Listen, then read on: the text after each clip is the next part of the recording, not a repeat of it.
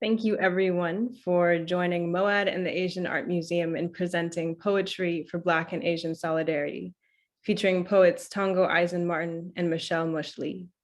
My name is Nia McAllister and I'm the Public Programs Manager at the Museum of the African Diaspora. As we begin, I invite you to share in the chat where you are joining us from. Though we're gathered virtually, I want to acknowledge the spaces that we're occupying. We recognize that all non-native people to this land are descendants from settler occupiers or descendants of those forcibly brought to this continent. MoAD occupies the unceded land of the Ramaytush Ohlone people, and we pay our respects to the Ohlone and their elders, both past and present, who have stewarded this land throughout the generations. We encourage all to learn more about the native lands that you occupy by visiting nativeland.ca. It is truly, truly an honor to be presenting tonight's timely and important program. Tonight's event will feature poetry readings by Tongo Eisen-Martin and Mush Lee, accompanied by Liz Sook, as well as a dialogue about cross-community solidarity and the role of poetry in change-making. We will close this evening with a short Q&A, so please direct all of your questions to the Q&A box. Before I introduce our wonderful presenters for tonight, I will pass it off to Indra Mungal from the Asian Art Museum to share a few words. Welcome, Indra. Thank you so very much, Nia. Happy Year of the Tiger and happy Black History Month to everyone in attendance tonight. The Asian Art Museum's Diversity, Equity, Access and Inclusion Committee stands in solidarity with the Black community. We affirm that Asian and Black communities share a mutual pursuit for liberation. And to quote author Jeff Chang, Asian Americans owe so much of their presence in this country to the Black struggle for freedom. From birthright citizenship to the ability to tell our stories, to the civil rights we enjoy. We want to be on the right side of history, and that side is squarely in fighting against anti-Black racism. Our partnership with MoAD allows us to explore intersectionality between the communities we each serve, where identity is nuanced and our stories and cultures are shared with each other. Poetry has been used as an act of resistance in struggles historically, and tonight, continuing the struggle, we hope you enjoy two phenomenal poets whom Nia will introduce now. Thank you so much, Indra. It's now my honor to introduce our esteemed guest for tonight. Tongo Eisen-Martin is San Francisco's 8th poet laureate, who's the author of California Book Award nominated Someone's Dead Already, and of Heaven is All Goodbyes, which received a 2018 American Book Award, a 2018 California Book Award, and was named a 2018 National California Booksellers Association Poetry Book of the Year, and was shortlisted for the 2018 Griffin International Poetry Prize. Eisen-Martin is also an educator and organizer whose work centers on issues of mass incarceration, extrajudicial killings of Black people, and human rights. He has taught at detention centers around the country and at the Institute for Research in African American Studies at Columbia University. Michelle Mush Lee is a poet, educator, and arts and culture advocate. Her presentations and storytelling have been featured on HBO and PBS and the National Asian American Theater Festival, New Works Theater Festival, and Under the Radar Festival. Her writing is featured in the 2018 anthology, All the Women in My Family Sing, Women Write the World, Essays on Equality, Justice, and Freedom. Lee serves on the Leadership Advisory Board for Alameda County Department of Education's Integrated Learning Specialist Program as a Senior Advisor of Pedagogy at Youth Speaks and as founding CEO of Whole Story Group. And accompanying Mush is Liz Sook. Liz grew up in the Bay Area with deep roots in deep East Oakland. She has a 25+ year career in various nonprofit and grassroots organizations in the Bay Area, and currently sits on the board of Real People's Fund and California Calls. Liz joined Oakland Rising as a leadership development manager, transitioned to political director in fall of 2019, and now serves as executive director. She is committed to social, racial, and environmental justice for Indigenous, Black, and Brown communities, and passing on these values to her 2 children. Welcome all.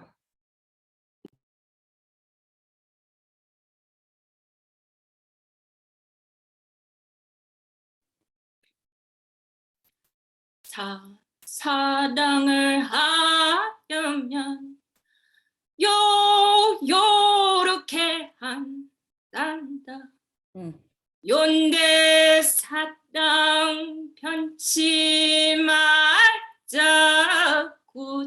굳게 닫힌 사랑 오와둥둥 내 사랑 둥당가 둥당가 덩기둥당 내 사랑 꽃과 나비 너울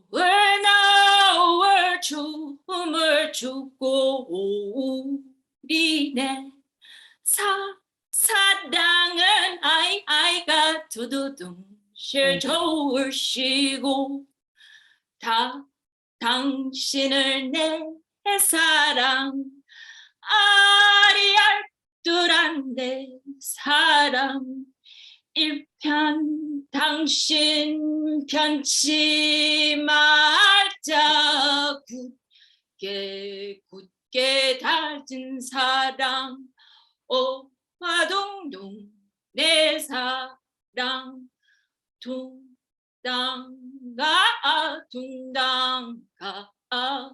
덩기동당 내 사랑 너를 보면 신바람이 자루 나고 우리네 만나면 아이가 두두둥 실 저울 쉬고 Shigo, we are in a monumental moment. A portal to change, as Arundhati Roy calls it. A gateway between one world and the next. If marked on the map of the human spirit, we are the space between what is glorious and what is tragic, what is light and what is difficult, what is left and what is right. Expanding our imagination is what's required. When Grace Lee Boggs spoke these words, she empowered countless people around the world to find the strength within and together to defy hate, to seek out love in the presence of our enemies, love in places where we were made to believe nothing good could grow. Who will be the neighbor to the one who is hurt and wounded? Who among us has not ever been hurt and wounded? After all, are we not all artists of creative survival? Are we not all children of travelers and seekers, island and mainland, new world and old country, all trapped between the hyphen that says we are culturally here and not? We are Asian women, we are born loud. We are Black future and power. We are fist and flower. We are summaries of nightmares, rewriting scarcity myths. We are redeeming mercy for every love we have killed without even knowing it. We are freedom fighters sent from the past. My story is a soundtrack to the best cooked meal you have ever had. We are more. We are more. We are more than the stories written of us without us. In the world we are becoming, the one we are making even tonight, Black and gold bodies get to be soft and silent by choice. In the world we are becoming, the one we are both breaking and remaking, we lay down our guns and for once we feast first while the rice is still hot and the army stew is rich in meat when libation is cold and the oxtail steams. Let me speak something sweet into the ear of great grief. Let us speak ourselves into a good story.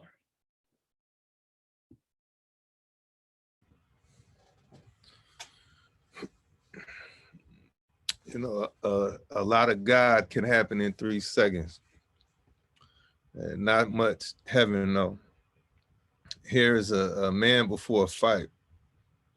A leave me alone type character emerging from the penniless death of a one-way street fiction, a fancy way of saying I'm gonna make it even if I have to drive backwards. All I have is chord changes and 1,000 backhands driving the street like I'm choking a car full of nephews. Hasn't been the sun since November, and there hasn't been a street I can't choke to death. This city better back down. You see this gun on the table? And something about staring until it all feels stable. Why wouldn't I protect everyone on my death? Sleep late. My son better be quick. My daughter better shoot first, because we fall for no one. We fall for nothing. Okay, the first thing you'll feel is the heat. This lady would tell me, trying to tell me about possession. Drink life need is what I mostly hear. And most of the world leaves me alone to breathe smog like a giant, to go to jail every once in a while when the genocide kicks up in late May, when politicians have too easy a time. I'm gassing backwards out a one-way street in honor of myself and in honor of you, if you understand the nature of the world. How long I've been just like my father, one hell of a resemblance, says the anxiety of the neighborhood. This is a crossroads, or a crossroads narrative, or so much crossroads. We get in the habit of turn back only to find themselves remembering me, but not my last words. A man before a fight, you'll feel the heat. But there's nothing to keep in mind. There's nothing to remember. Really, there's nothing to be. Just this moment, then another, then stare, then it all becomes stable. Then the table legs go fuzzy, and Friday's an unfamiliar face peeking in the window. It's cool to panic for a second. Composure is wasted on your worst enemies. People are marked on that sidewalk. You're the only thing life-size. Everybody knows this in a wire hanger empire. When the blood stops walking, that feeling isn't father enough to be permission to fold. You better swing one more time. That father of yours rose from the grave and said, just give me 5 more minutes. He said, running water is a myth. It's us who are running up, down, all alongside this water. And people don't rise from the grave. They're not laid down neither. It's us who flip all around their body. So beware when the people around you look like they're about to jump. It might be your time. You'll feel the heat. And when 4 walls demand to be 4 walls and the earth outside muse, don't panic. Don't try to recreate the earth outside. Don't tell jokes to yourself. Don't even talk disrespectfully to the 4 walls. Instead, unclench your fists and walk away. There might be heaven if you understand the nature of the world.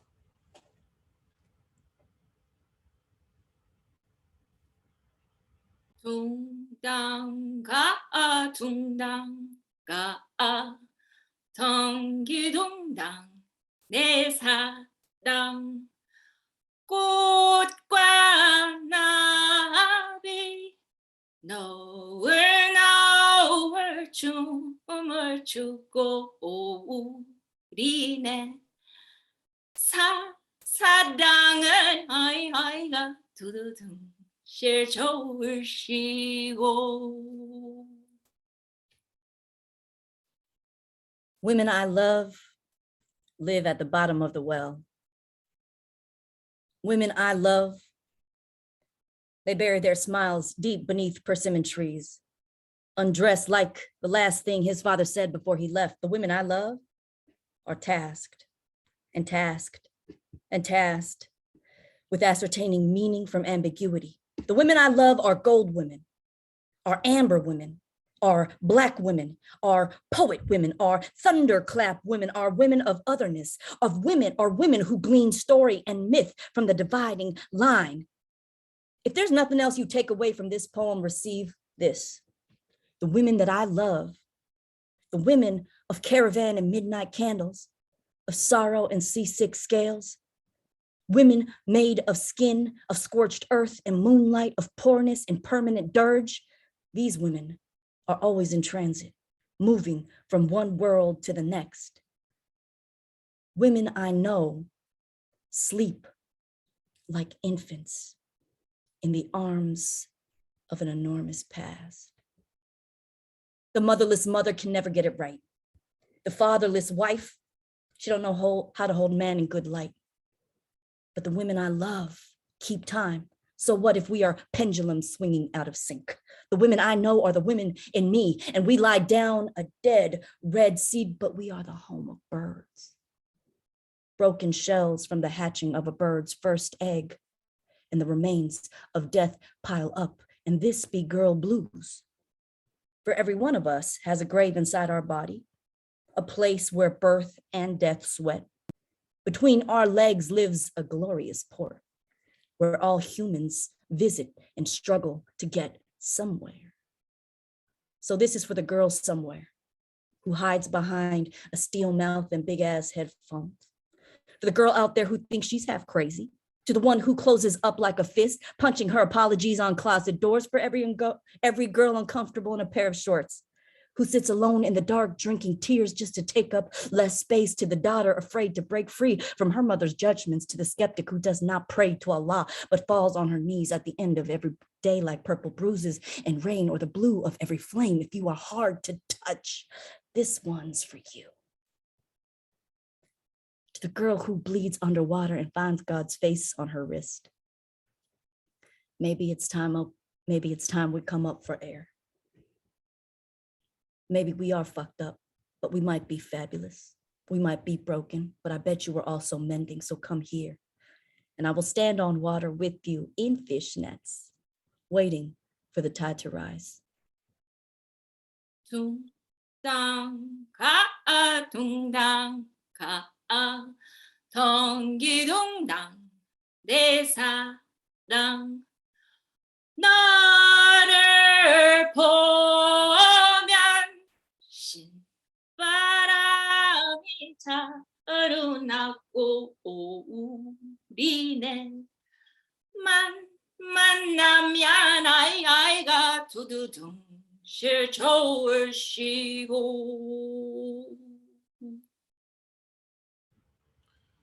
I go to the railroad tracks and follow them to the station of our enemies. A cobalt-toothed man pitches pennies at my mugshot negative. All over the United States, there are toddlers in the rock. I see why everyone out here got in the big cosmic basket and why blood agreements mean a lot and why I get shot back at. I understand the psycho-spiritual refusal to write white history or take the glass freeway. White skin tattooed on my right forearm, ricochet sewage near where I collapsed into a rat-infested manhood. My new existence is living graffiti. In the kitchen with a lot of gun cylinders to hack up. House of God in part, no cops in part. My body brings down the Christmas. The new bullets, pray over blankets made from the old bullets. Pray over the 28th hour's next beauty mark. Extrajudicial Confederate statue restoration, the waistband before the next protest poster. Hey, by the way, time is not an illusion, Your Honor. I will save your deaths for last. You're witty, Your Honor. You're moving money again, Your Honor. It's only raining one thing. Non-white cops and prison guard shadows reminded me of spoiled milk floating on an oil spill. A neighborhood making a lot of fuss over his demise. A new lake for a Black Panther party. Malcolm X's ballroom jacket slung over my son's shoulder, the figment of village. A new news to a new white preacher, all in an abstract painting of a president. They bought slavery some time, didn't it? The detention screeches of military boats and election Tuesday cars, a cold-blooded study in leg irons, proof that some white people have actually fondled nooses, that sundown couples made their vows of love over opaque peach plastic and boat action audiences. The Medgar Evers second is definitely my favorite law of science. Fondled news clippings and primitive Methodists, my arm changes imperialisms. Simple policing versus structural frenzies. Elementary school script versus even wider white spectrums, artless bleeding, and the challenge of watching civilians think at terrible rituals they have around the corner. They let their elders beg for public mercy. I'm gonna go ahead and sharpen these kids' heads in the arrows myself and see how much gravy spills out of family crests. Modern fans of war, well, with their t-shirt poems and t-shirt guilt, and me having on the cheapest pair of shoes on the bus. I have no choice but to read the city walls for signs of my life. The story of who we as people might be when we dare to belong is the story of a drip. It's a story of a brick that dreams of becoming a waterfall. The story of who we might be when we dare to belong to each other is a name that's kind of difficult on the tongue. When we dare to belong, we become the hyphen that bridges everything that is human and heaven, everything that is self and other.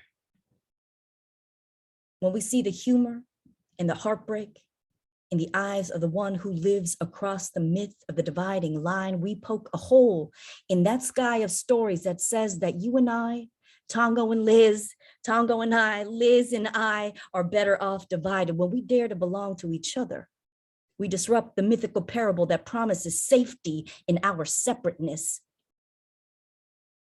But remember the radical love and friendship of Grace and Jimmy, Bruce and Jesse, when we dare to belong, we reveled in deep traditions colliding with unlikely friendships. We come together across dividing lines, across dividing lines, across dividing line, cross that dividing line to create, to heal, to empower us all. We be a story. We be a story of a love so brave it braids a bridge across currents of shame and silence. We be a story of a love so brave it braids a bridge over trouble, transforms pipelines of raw oil into acres of alkali and birds of paradise. Meet me there, in the city where we have cleansed the sky of stories that says we're better off divided. Walk me there, to the sanctuary where we disrupt the mythical parable that promises safety in our separateness, where we pray in all the way humans have ever prayed, for justice and joy, for stories of solidarity, for freedom, freedom. There, past the cipher, past the hoop, where the bridge bends into a circle, there, where there is no first and no last, there is no end and no beginning, in the middle of the story where we have forgiven each other's hopes that our pasts could have been any different, where we stay when I swear to you, I would rather look away, where the peacemakers, the healers, the storytellers, the lovers are at last at the center of all things beautiful to us in this world. We don't house our history of pain in cages. We give thanks for the breaking that brings out the human and the heaven, the self and the other. In this world, we dance to the collapse of guns. In this world, there is no hidden meaning for tears. We have no reason to run. We'll know when we are there, when the most beautiful words in the human language can stand untranslated. We'll feel the sheen and the sweat of our delirious hearts breaking down borders and bridging a way through. We'll redesign the aisles made to divide, move as flesh moves with bone, speak as teeth speak with tongue. And we won't withhold our neighbor from the pain that we all know that it takes to grow. But we will not hold hope. It will be a home for each of us, made from the parts we were once so sure were too broken to be made whole.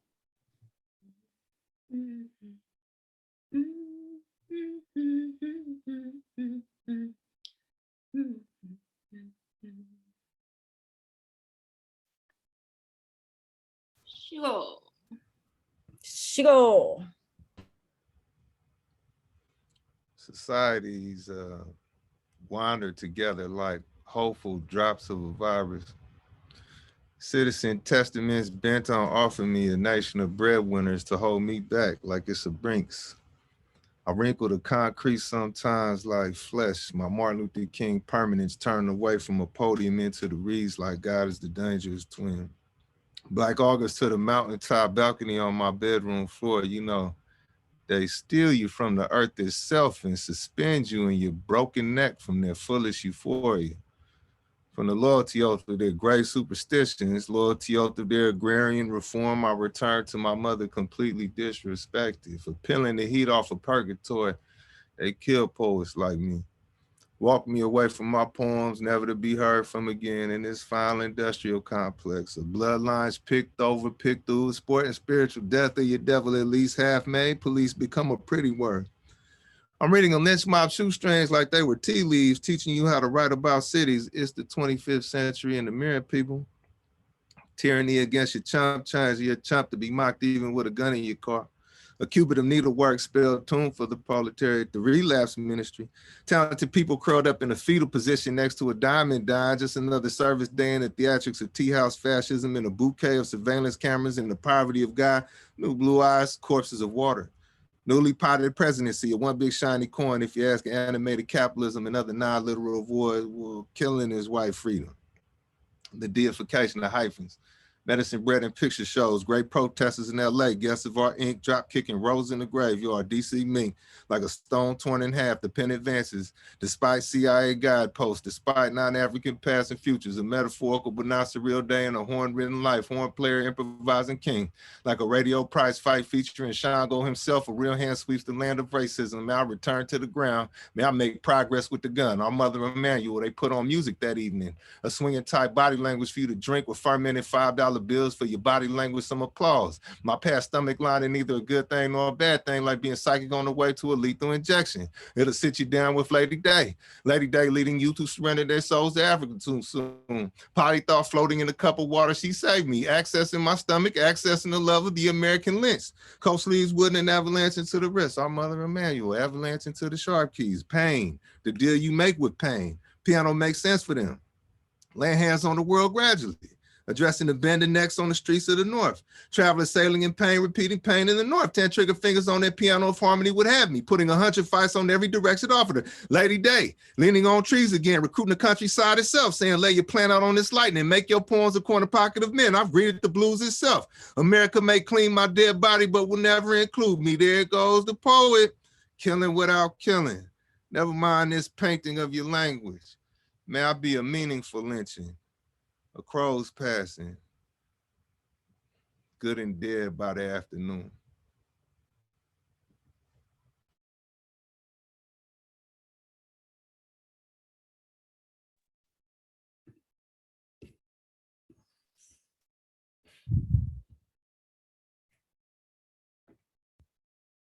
This poem is published in a book, and I can't leave my laptop to go get the book. So I hope the piece that I just pulled up is the right piece. Here we go.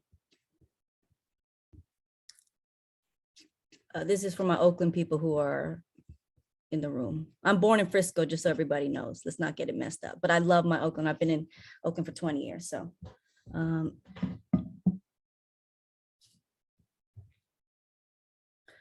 you were born in a pool of blood, steps away from the platform that Oscar Grant was slain. Stay. My midwife whispers this in the 18th hour of my labor. My arms hang like two white flags over the edge of the birth tub in surrender. My belly is a stick of dynamite, and the universe won't grant it the luxury of exploding. Geez, my darling, I wish we could have met someplace less bloody, but your father and I made you here. And that night, the steel train that witnessed Oscar, Aya, Alan, Jabril, Alicia, Carlos take their last breaths, that same train belted a joyous Black hoodie howl announcing your birth. In the 21 hours it took to unearth your name from the crux of my flesh, I petitioned Mother Mary to help me escape this death sentence. I begged her to hurl me into the comforts of Kaiser's manicured halls and picket fence white walls where rooms overflowed with epidural and Pitocin and bottomless jello and all that other good stuff. My Appa whispers, stay. You were made for this. Stay is the shortest prayer offered at the altar on the back of a new lover's head. Stay is the shortest answer any mother might give her son who is ever caught between red-blue lights on a blue-black night in a city that makes sport of extinguishing Black life. To stay in one place in the midst of chaos can sometimes be an act of love. It is the promises we make after the rice hits the carpet in the dead of night during blue flame fights, after I've outfitted your father in shame and small, and you can no longer hear me, and everything in you wants to slam the door and run. Everything in me wants this to be the last time, but we say stay. Let's give it 30 more minutes. And if you aren't ready to push, we'll leave.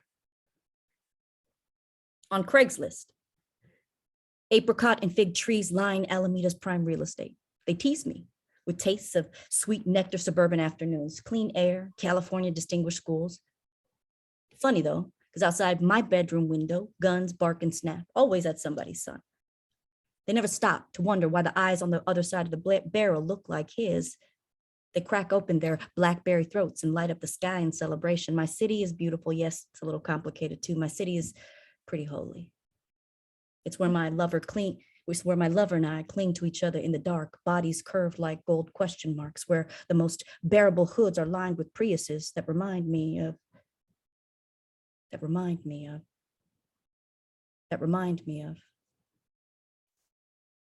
my love.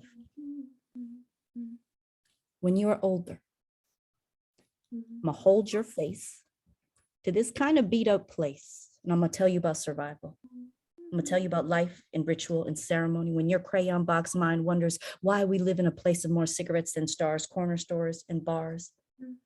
I'll lean in when you wonder why the men in blue are so mean, why they're so slow to show but so fast to pull when we need them most. I will tell you seeds don't always choose their homes. They are sown.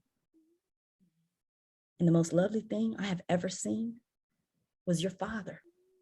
He was pruning a persimmon tree. He turned around and looked at me and said, sometimes we have to teach it to grow.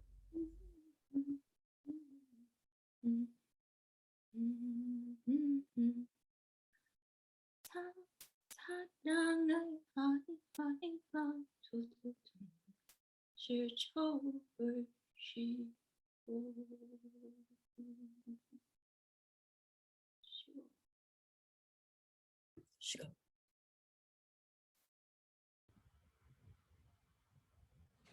You know,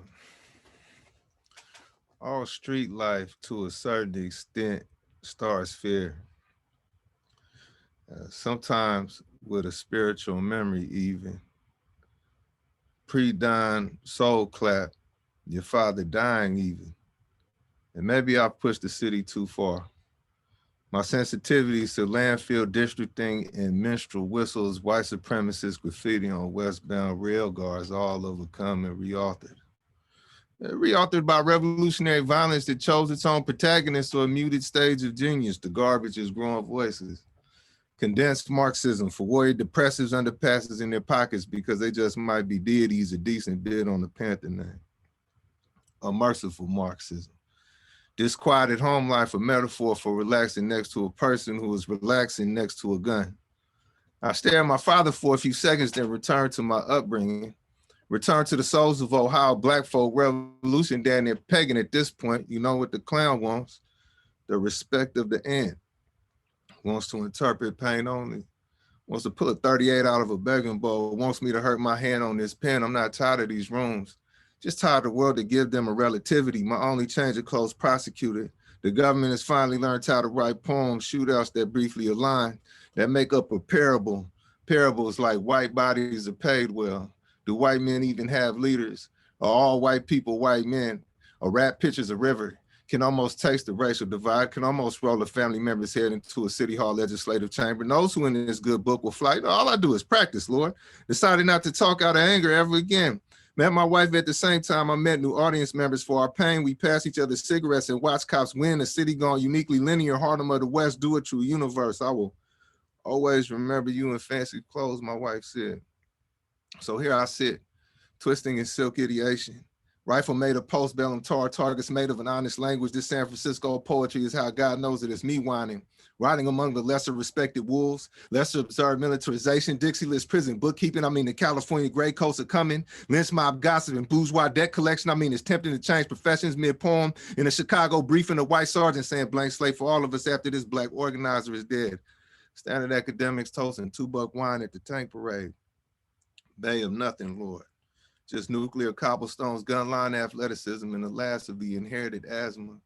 Children given white dolls to play with and fear, facial expressions borrowed from rich people's shoestrings. I can hear hate and teach hate and call tools by people names and name people dead to themselves. No one getting naturalized except federal agents soon. Carving the equator in the throat soon. I'm sorry to make you relive all this, Lord. All this pre-dime monarchy friends putting up politician posters and snorting the remainder of the pace. Minstrel script shoveled into the walls by their elders. My children sharpening quarters on the city's edge. For these audiences, I project myself into a ghost-like state. For these gangsters, I do the same. Every now and then, take a nervous look, eat, sleep becomes Christ. Sleep starts growing a racial identity. Do you ever spiral, Lord? As the gang aides betrayed us, be patient with my poems, Lord. And so much pain is the point of crime. I mean, it has to be if race traitors come with it. Lord, is that my revolver in your hand? You know, better presidents than these have yawned at cages, have called us holy slaves, filled the school libraries with cop documentaries. Baby, I don't have money for food. Shit. I don't have a present moment at all.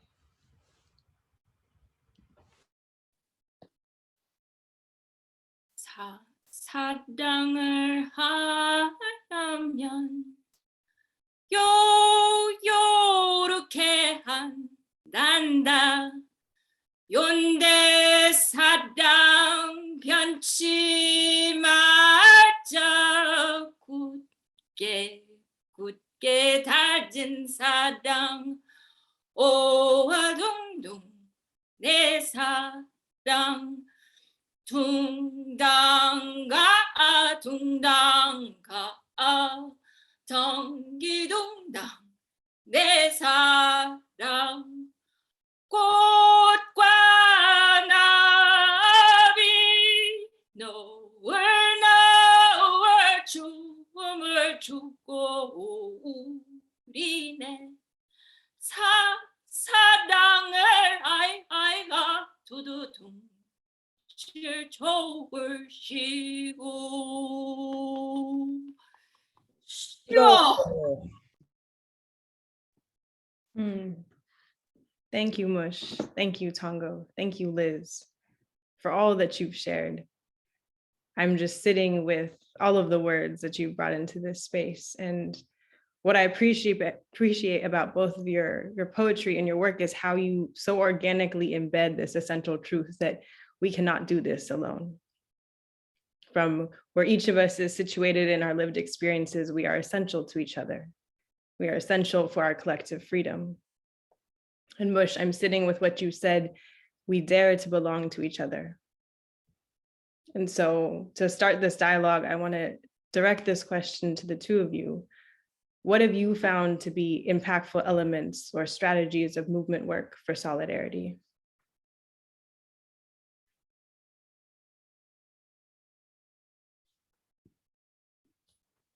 I told you that's what he was gonna do. Nia.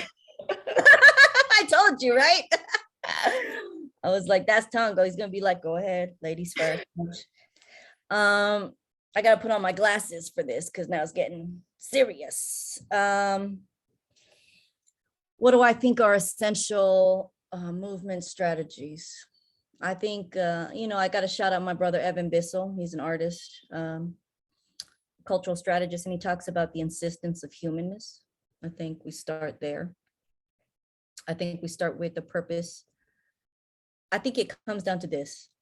I think you find your tribe of people who share the same common purpose, the vision for the type of world you want to be in, but be open to the possibility that there needs to be, that there may be, and might need to be multiple strategies to get there.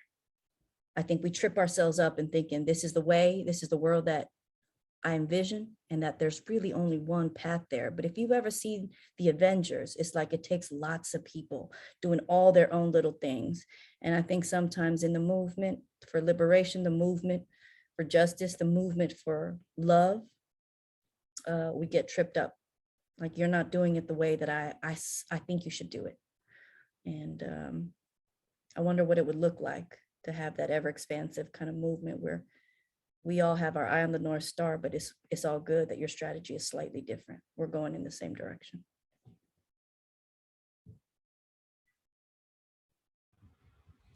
And I would just add, that commitment to anti-imperialism is also a bedrock for collective liberation, and has sustained us through a few epochs of resistance. When we understand who is the true enemy that we're fighting, we literally die for each other. and we inspire each other, and we teach each other, and there's really no significant distance, even psychically, between each other. As long as as long as we have this commitment to really resolve principal contradiction, there's really no people that no 2, 3, 4, 5 peoples that can't be unified and live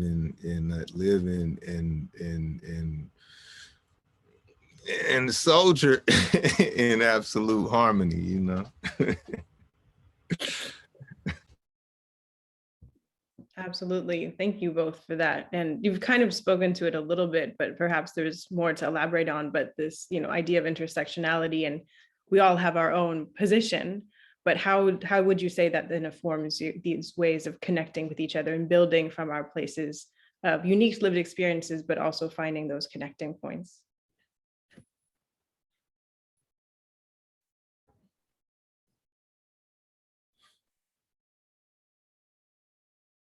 I mean, it's almost like I think of it like that, the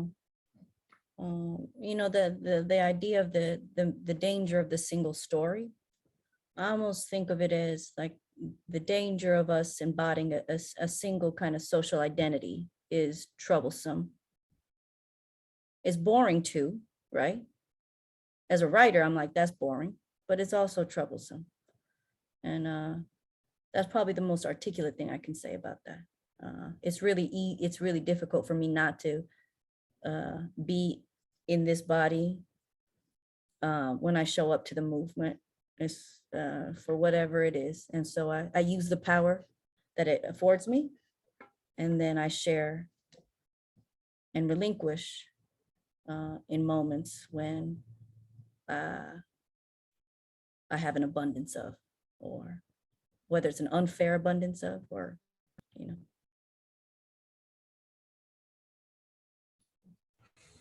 And if we're guided by objectives of collective humanization, all I think along the lines of what Mush is saying, all differences can be made into music. And so again, that collective, that true liberatory process takes the contradictions of differences and heals them. It takes the internal contradictions of difference and heals them on the one end, and on the other, just makes for more interesting culture all around. mm-hmm. Mm-hmm. That's right. And what a poetic way to say that too. All differences can be made into music. I appreciate that. Says the poet laureate of Frisk. I wouldn't expect anything. Yeah, it's almost like we're talking to a poet laureate. So you both, beyond being poets, you both do many things. And one of the things is you are both educators. And as we're seeing on a national, global context, the landscape of education is precarious in many ways at the moment. And so I would like for you both as educators to speak to this importance of cross-community solidarity at this time. T, what you thinking? Well, I think, we have to take responsibility for our political education outside of these institutions. I think, it's interesting and scary how so many of these kind of anecdotes, these ruling class or these right wing or conservative anecdotes almost seem farcical. They all going all the way back to no Martin Luther King Day in Arizona, right? up jumps all, you know, the legendary Texas textbooks that that ruin public education because people are writing for Texas because they have the most students. Up comes a George W. Bush who just, you know, looks like a character. The Tea Party, right? Fox News, all of this, you know, taken in their own kind of like highlights, just seem like, you know, like are you know, just seem almost like a performance. But what is this scaffold towards? A real neo-Confederate push to take over the next epoch of world history. And so it's crucial that we not underestimate our own cultural work and really put the proper give that cultural work like education the proper exertion, because we see how we see how it works for the other side of the contradiction. We can you know, we can scaffold our own movement and scaffold our own play to say how the next epoch of history is going to play out. Man, I mean, shout out right now to all the OUSD teachers who are actively fighting another round of school closures. A couple of years back, a shout out to Roots International. It's no longer open. Shout out to Roots International and all my teachers who were out there, and we were out on the picket lines just a few years ago, right before the pandemic. We were fighting the school board against a set of closures there. I really like what you said, Tongo, and I think I really agree that we've got to take kind of control of our own education. I think one of the most heartbreaking beliefs is the belief that we go into school, the institution of schooling, to come out more civically enlightened, emboldened to speak out and against the ways of harm that institutions and people enact on each other and that we enact on ourselves. I think that's one of the hardest things to realize. And it's one of the hardest things to balance as an educator, both being in the institution, teaching in the classrooms, working in that system, and then also understanding and having tasted the freedom of what true education, a people's education, a liberatory education is, almost 100% outside of that. Not always. There have been absolutely life-changing moments for me and that I've witnessed and I've been a part of that I was not the center of inside the institution, inside schools and the academy. I think it's probably the thing that I'll say is, the last thing that I'll say is that I think the strongest educators happen to be artists and culture workers.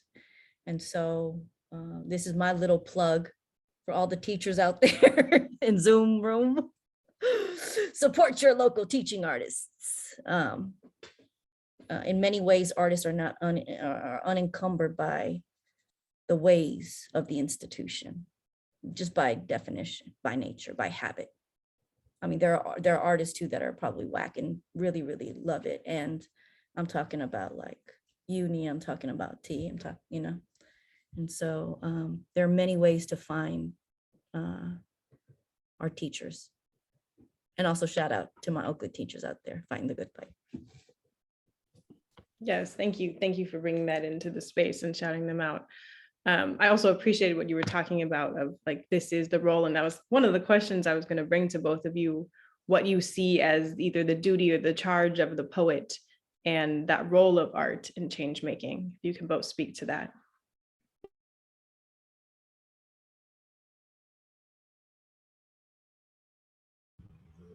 I'll briefly keep it strict. I feel like this is probably the question that Tongo and I get asked all the time, like the most. look, man, all the poets out there, everybody, we Yeah. need to organize ourselves into, truly into revolutionary forces, that whose aim is to rearrange the way that power and production operates. So we can't just be satisfied with our hybrid identities or even hybrid talents. We have to really get down in the trenches of social contradiction in an intentional, scientific, and dialogical way. I'll double click everything that Tongo said. The only thing I would probably add is that I think the role, in the most simplest way, I think the role of the poet and artist in general is probably to remind us how to feel at the core.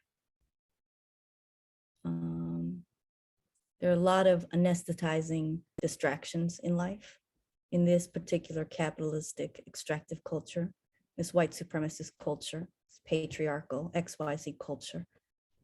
And we forget to feel. And I think that is probably one of our most brilliant tools as humans, is that compass of emotion.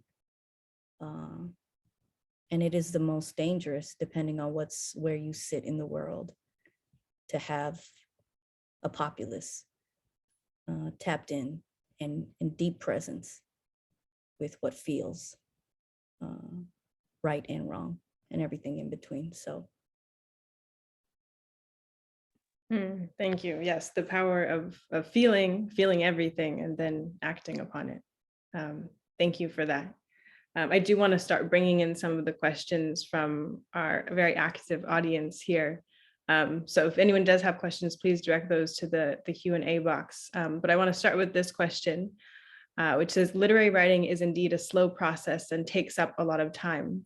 So with the urgency of excavating colonialism, imperialism, racism, etc., how can we refine our writing to something that is truly realistically and consistently can build upon the landscape of social activism?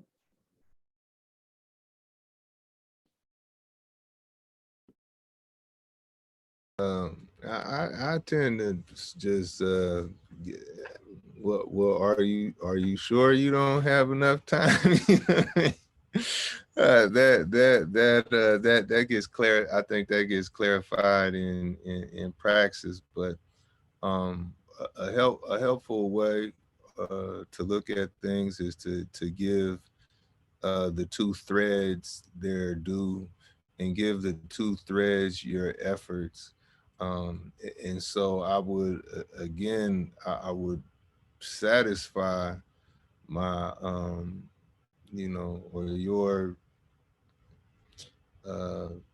duty to work for the humanization of all people with a committed revolutionary praxis that does take you again down into the day in, day out realities, and deal with that praxis on its terms according to theories that have been produced and tested and amended throughout a great, beautiful history of resistance. At the same time, deal with your craft, deal with writing according to its interesting terms and potentials. But a good way to go about things is actually to not be so quick to tie the threads together. That really immerse yourselves or immerse yourself in both facets of humanization, and then when a moment of convergence presents itself, take advantage.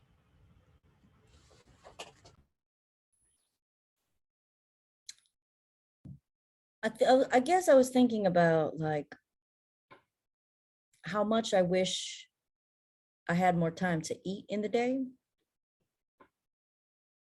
And I don't, but I do. And if I don't, I will probably die. That's what all the books say. And so what is that drive, that instinctive, that physiological primal thing that says you must nourish your body now? And while it pushes against time, I also will submit to that. And I'm not sure if that what I'm saying is a response to the question. It's a beautiful question, but I wonder if how much we believe that we're in control of the process versus it being kind of having its own momentum. And perhaps if we let it lead us a little bit, it may feel a little bit more like timeless, so to speak, like time travel. That makes sense. Are we talking way too poetic right now? You get me and Tongo in a room talking about art and poetry activism. It's like, what language we need? What? Somebody needs to translate. You know what I mean? So, but I mean, I would also on a practical level, I struggle with writing too, because I have a child, I have a full-time job. I am living through a pandemic just like the rest of us. Single mom, very, time is a great commodity on this side of the screen. And I think about all the different ways that the story can live, and can also be kind of not contained as in caged, but you know, all the different ways that I can carry the story momentarily until it finds its final or permanent home. So whether am I recording, am I note-taking on things, am I, you know, stringing things together that may not have kind of a traditional sequence or logic, but is there value still in that? Perhaps. I think makes no sense for lots of folks. I know, I'm sorry, but in my mind, it was like perfect. I'm like, yes, I nailed that question. both of you are just so poetic in your answers, but also so wise in the advice that you're giving. And so I think you both answered the question. I want to ask two more questions before we wrap. I'm kind of going to combine a couple of questions that I see here, which are kind of talking about inspiration and kind of traditions, both of words, so writing, but also freedom or freedom movements. What have you drawn inspiration from, and kind of what would you recommend to others to be inspired by?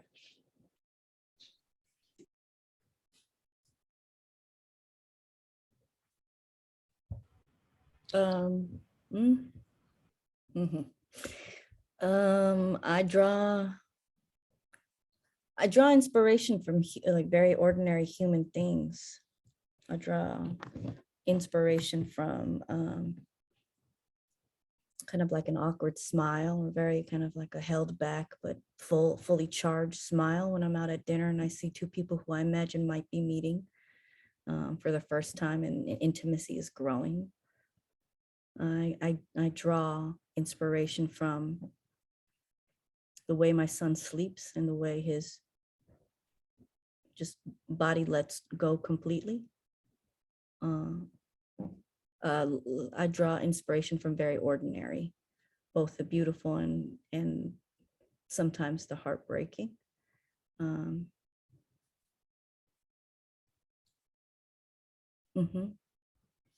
I draw inspiration from good energy.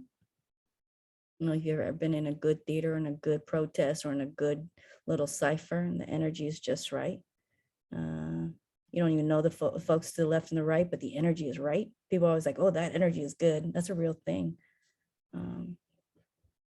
Yeah.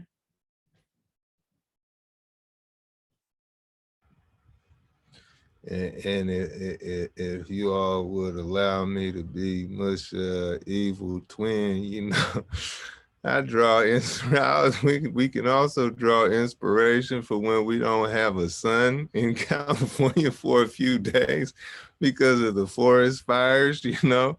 We can draw inspiration from these children locked up in these toddlers and 8-year-olds locked up in cages. We can draw inspiration from all the political prisoners who need to be freed. Matulu Shakur, who needs to come home right now. There's all kind of there's all kind of urgency that the ruling class and their apparatus have